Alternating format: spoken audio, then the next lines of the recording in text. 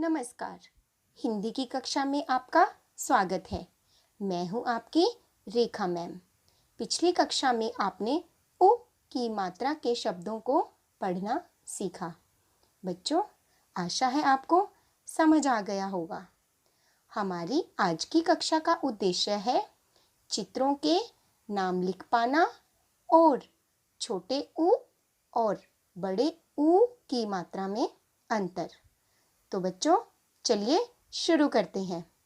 सबसे पहले आप हिंदी की अभ्यास पुस्तक के पेज 11 पर आज की तारीख लिखेंगे। मेरी बारी 2 क। चित्रों के नाम चुनकर दिए गए स्थान पर लिखिए। बच्चों, इसमें हमें चित्रों के नाम चुनने हैं और उन्हें दिए गए स्थान पर लिखना है। सबसे पहले हम पीले रंग के बॉक्स में दिए गए शब्दों को एक बार पढ़ लेते हैं। चलिए शुरू करते हैं।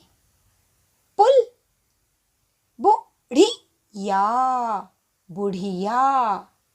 गुलाब, गुड़िया, गुड़िया। पशु, बुलबुल। कुर्सी, कुर्सी। तो चलिए अब हम अपने पहले चित्र पर चलते हैं। देखिए बच्चों, हमारा पहला चित्र किसका है? जी हाँ, गुलाब, गुलाब। दूसरा चित्र, जी हाँ, पुल। अगला चित्र बताइए बच्चों, किसका है? शाबाश, गुड़िया। चलिए अब अगले चित्र पर देखिए, पशु। उससे अगला चित्र, बुढ़िया। अगला चित्र, बुलबुल। और हमारा सबसे आखिरी चित्र है कुर्सी। तो बच्चों, अभी आपने सीखा चित्रों के नाम लिख पाना। अब चलिए पेज 12 पर। ख। दिए गए शब्दों को पढ़कर सही तालिका में लिखिए। दिए गए शब्दों को पढ़ना है और सही तालिका में लिखना है। हमें 2 तालिकाएं दी गई हैं। पहली तालिका में छोटे ऊ की मात्रा वाले शब्द लिखेंगे और दूसरी तालिका में बड़े ऊ की मात्रा वाले शब्द लिखेंगे। पहला शब्द है छूना। बच्चों, मात्रा की आवाज लंबी है तो इसे हम दूसरी तालिका में लिखेंगे। अगला शब्द है छुक। छोटी ध्वनि, तो इसे हम लिखेंगे पहली तालिका में। अगला शब्द है जुड़ना, जुड़ना।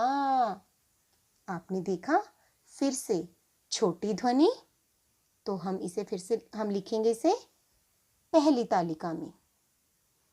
अगला शब्द है जून। आपने देखा, लंबी ध्वनि मतलब बड़ी मात्रा, तो इसे हम लिखेंगे दूसरी तालिका में। अगला शब्द झाड़ू। आपने देखा, फिर से लंबी ध्वनि। लंबी ध्वनि मतलब बड़े ऊ की मात्रा, इसे हम लिखेंगे बड़े ऊ की मात्रा वाले तालिका में। अगला शब्द जूता। मात्रा की आवाज लंबी, तो इसे हम दूसरी तालिका में लिखेंगे। अगला शब्द है झुमका, झुमका। कैसी ध्वनि है बच्चों? छोटी ध्वनि, इसे हम लिखेंगे पहली तालिका में। अगला शब्द तुम। इसमें भी छोटी ध्वनि। छोटी ध्वनि मतलब छोटी मात्रा, इसे भी हम पहली तालिका में लिखेंगे। अगला शब्द है तूती। बड़ी ध्वनि, बड़ी मात्रा, इसे भी हम दूसरी तालिका में लिखेंगे। अगला शब्द है पुल। छोटी ध्वनि,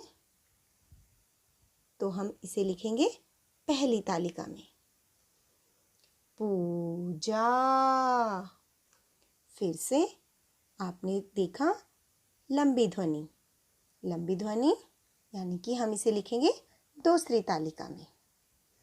हमारा आखिरी शब्द है जुगाड़। जुगाड़। छोटी ध्वनि, तो इसे हम लिखेंगे पहली तालिका में। चलिए बच्चों, अब हम दोनों तालिका में लिखे गए शब्दों को दोहरा लेते हैं।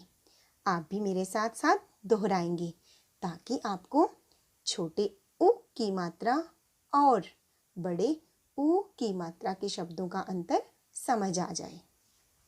शुरू करेंगे। छुक, जुड़ना, झुमका, तुम, पुल, जुगाड़। दूसरी तालिका के शब्द छूना, जून, झाड़ू, जूता, तूती, पूजा। आशा है आपको छोटे ऊ की मात्रा और बड़े ऊ की मात्रा में अंतर समझ आ गया होगा। अब हम ऊ की मात्रा से संबंधित वाक्य बनाओ हिंदी की नोटबुक में करेंगे।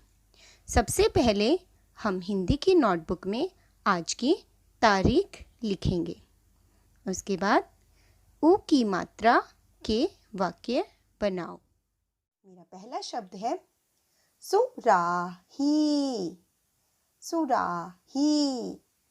राधा सुराही भर। इसमें आपको जो शब्द दिया है उसको आप वाक्य जब बनाएंगे तो उसमें अंडरलाइन भी करेंगे। दूसरा शब्द है जुराब। चलिए वाक्य बनाते हैं। मेरी जुराब फट गई। तीसरा शब्द है गुड़िया। दादी गुड़िया लाई। चौथा शब्द है कछुआ। कछुआ धीरे भागा। आपने जो शब्द दिए गए हैं जब उनको वाक्य बनाया है तो उनको हमें अंडरलाइन भी करना है। आपको हिंदी की नोटबुक में दिया गया कार्य साफ साफ व सुंदर लिखना है।